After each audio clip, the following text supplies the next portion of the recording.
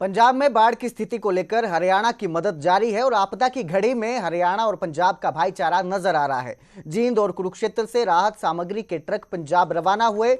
गायक रेशम सिंह अनमोल ने इनको लेकर हरियाणा का आभार जताया है और हरियाणा के भाईचारे का धन्यवाद किया। 2 से 3 दिन का लंबा सफर तय कर राहत काफिला पंजाब पहुंचा है। हरियाणा से करीब 450 ट्रैक्टर ट्रॉली राहत सामग्री भेजी गई, जिसे देखकर गायक रेशम सिंह अनमोल भावुक हुए और हरियाणा का धन्यवाद किया।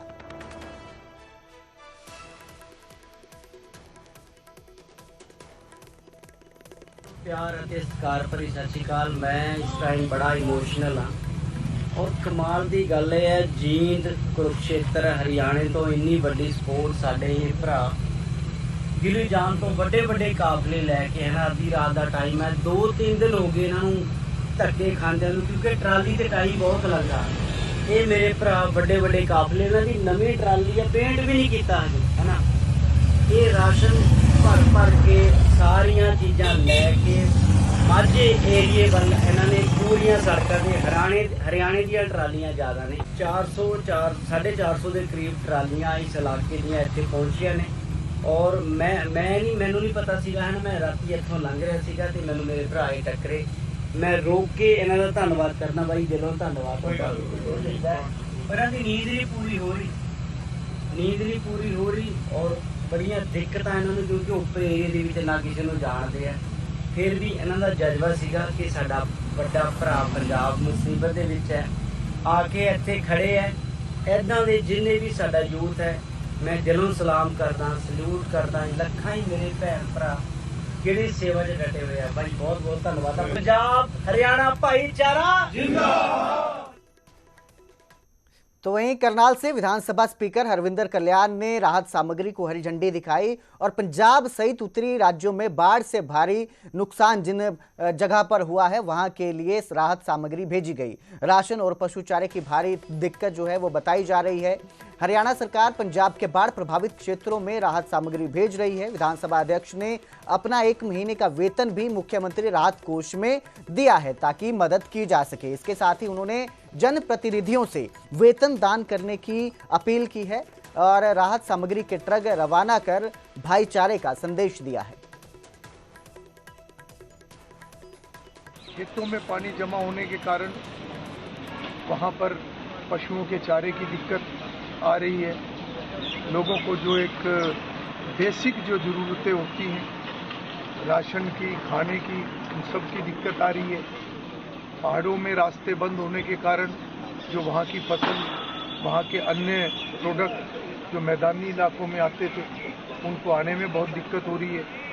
तो ऐसे में इन हालात के अंदर जो एक प्राकृतिक आपदा, इसका सामना करने के लिए और जितने भी प्रभावित पीड़ित परिवार हैं उनको सहायता देने के लिए आज सभी सरकारें भी लगी हुई हैं, प्रशासन लगे हुए हैं और साथ ही साथ समाज के लोग, अन्य सभी संगठन इस कार्य में लगे हुए हैं। करनाल यहाँ पर मिनी सेक्रेटेरिएट से, जिला सचिवालय से जो ट्रक सामग्री का पंजाब के लिए गया है, मैं आभार व्यक्त करूँगा जो खास तौर पर जिला प्रशासन के साथ जिनका विशेष रूप से सहयोग रहा। भाजपा राष्ट्रीय सचिव ओम प्रकाश धनखड़ ने झज्जर से ट्रक रवाना किए। बाढ़ प्रभावित क्षेत्रों के लिए राहत सामग्री झज्जर से भेजी गई है, जिसमें राशन, मच्छरदानी और मेडिकल किट जो है शामिल है। आपदा की इस घड़ी में प्रशासन और समाज की भूमिका को भी उन्होंने सराहनीय बताया और कहा कि देश में कहीं भी आपदा आने पर भारत हमेशा एकजुट खड़ा रहता है। भाजपा राष्ट्रीय सचिव ने पंजाब के लिए राहत सामग्री रवाना की है।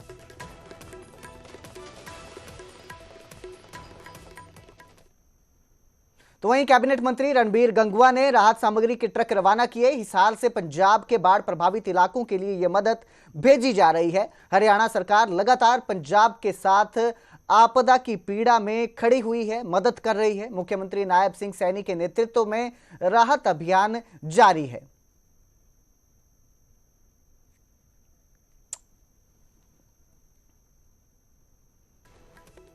ओलंपियन और स्टार पहलवान बजरंग पुनिया के पिता का निधन हो गया है। बजरंग पुनिया ने सोशल मीडिया पर यह जानकारी साझा की।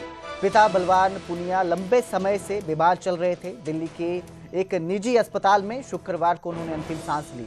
बजरंग पुनिया ने भावुक पोस्ट में दुख जताया है और लिखा कि बापूजी हमारे साथ नहीं रहे। आज बजरंग बोले हैं कि पिता ने मेहनत से हमें सक्षम बनाया है, हमारे पूरे परिवार की रीढ़ थे जो पिता हैं। झज्जर जिले के खुड्डन गांव में उनका अंतिम संस्कार किया जाएगा। आज उनका अंतिम संस्कार गांव में किया जाएगा।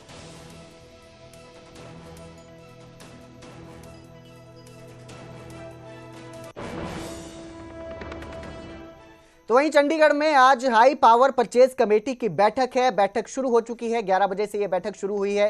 सीएम सैनी की अध्यक्षता में हरियाणा निवास में बैठक हो रही है, जिसमें कैबिनेट मंत्री विपुल गोयल और श्याम सिंह राणा भी शामिल हैं। बैठक में करोड़ों रुपए की विभागीय खरीद को मंजूरी दी जाएगी। राजेश नागर समेत कई मंत्री भी बैठक में मौजूद हैं। विभिन्न विभागों की अहम आवश्यकताओं पर आज चर्चा की जाएगी। बैठक से राज्य में विकास परियोजनाओं को गति मिलने की भी संभावना है। तो ये बैठक चल रही है। हरियाणा के सीएम निवास में ये बैठक जारी है।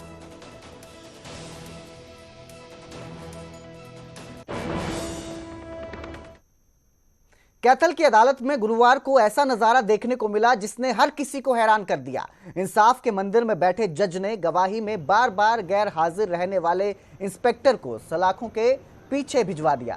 दरअसल कोर्ट में देरी से पहुंचने पर इंस्पेक्टर सलाखों के पीछे बंद किया गया। 1 घंटे के लिए जज मोहित अग्रवाल ने उन्हें हिरासत का ये आदेश दिया था। वर्दी में बख्शी खाना में इंस्पेक्टर राजेश को रखा गया। गवाही से बार बार गैर हाजिर रहने पर अदालत नाराज हुई और बिना लिखित आदेश के सलाखों में डालने को लेकर विवाद भी उठ खड़ा हुआ है। हत्या केस से जुड़ी गवाही में इंस्पेक्टर देरी कर रहे थे।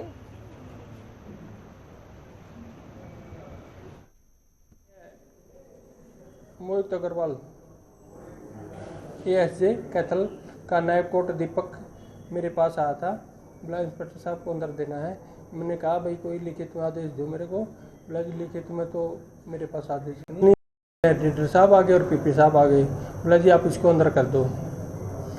माँ भाई कोई आदेश तो दो सर।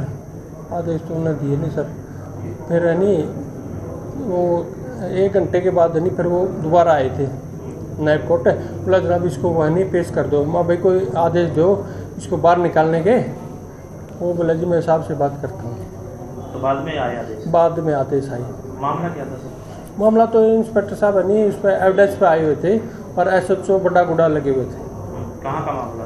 मामला थाना सिवन का है। क्या मामला था? मामला 302 IPC का। फिलहाल हरियाणा प्राइम में इतना ही। बाकी की खबरों के लिए देखते रहिए न्यूज़ 18 पंजाब हरियाणा।